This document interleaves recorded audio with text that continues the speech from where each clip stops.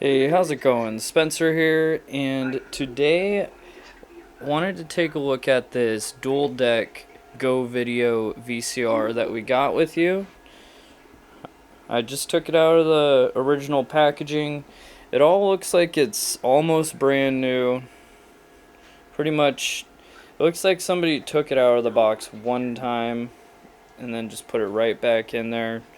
It all looks pretty mint. It's as close as you're gonna get to a new one.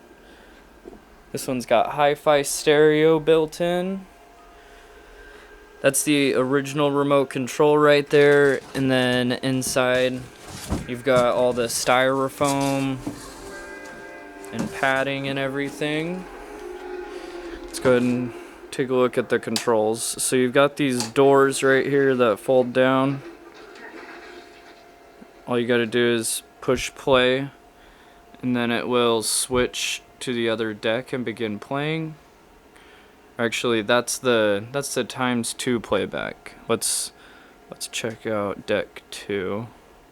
So you can see right there it's playing at 2 times.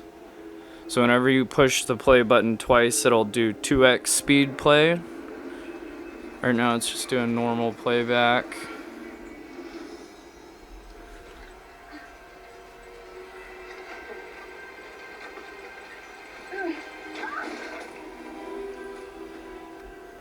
So this one's pretty much new, as close as you're going to get to new as possible. It's really hard to find dual decks in this condition. Plus it's got that hi-fi stereo like I mentioned. You do have the option of hi-fi or mono, and hi-fi is always the way to go. This one fits the bill.